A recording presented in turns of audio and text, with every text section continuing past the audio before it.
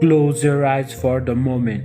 Imagine being forgotten, ignored, overlooked by everyone around you, yet chosen by God. This is not just a story, this is a journey of faith, failure, and redemption. The story of David, a shepherd boy, giant slayer, haunted man, a broken sinner, and one of the greatest kings in history. Stay with me because somewhere in this story you might find yourself. Before the throne there was the field.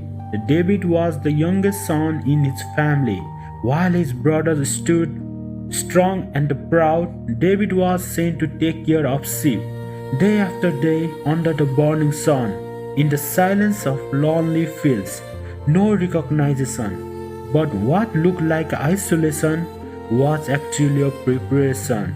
In those quiet moments, David learned to worship. He sang to God, he prayed, he built a relationship that no one could see. And then danger came. A lion attacked the sheep.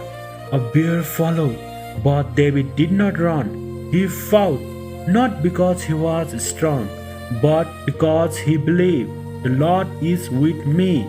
Sometimes your greatest battles happen when no one is watching, because God is preparing you for something bigger. One day, a prophet came to David's house. His name was Samuel. He was sent by God to choose a king.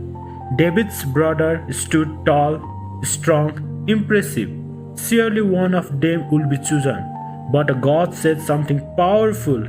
Man looks at the outward appearance, but the Lord looks at the heart.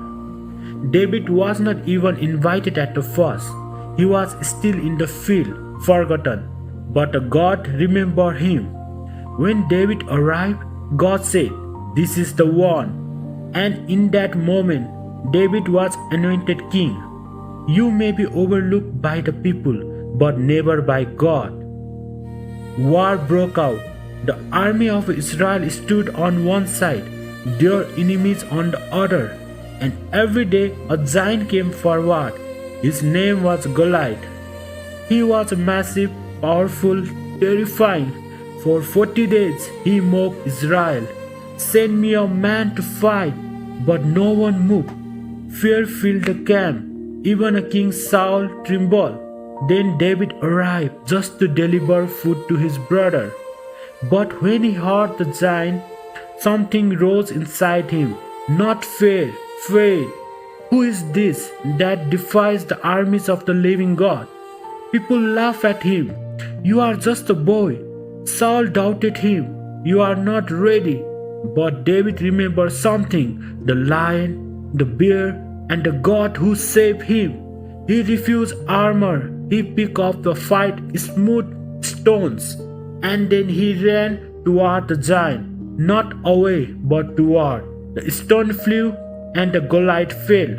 When you trust God, even the impossible becomes possible. After that victory, everything changed. David became the famous. Songs were sung about him. Saul has slain thousands, David tens of thousands. But success brought jealousy. King Saul became angry. What started as admiration turned into hatred. Saul tried to kill David again and again. Not everyone will celebrate your growth. David had chance to kill Saul once, but he did not. I will not touch the Lord's anointed. When you trust God, you don't take revenge. You wait for his timing.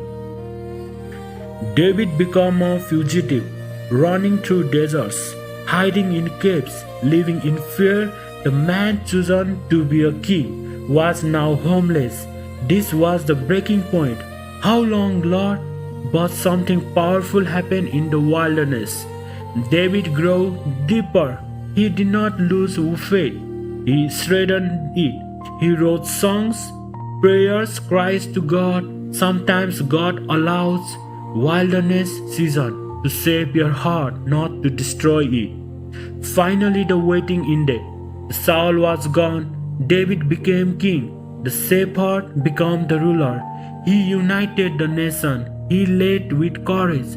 He honored God. God's promises may take time, but they never fail. But even King Saul, David made a serious mistake. Sin entered his life. This moment could have ended everything, but instead of hiding, David repented. Create in me a clean heart, O God. God is not looking for a perfection. He is looking for the heart that returns to Him. The life of David teaches us you can be small and still be chosen. You can be afraid and still have faith. You can fall and still be restored. Your giant may be standing in front of you. Your life may feel like wilderness. You may have made mistakes, but remember this: God is still writing your story.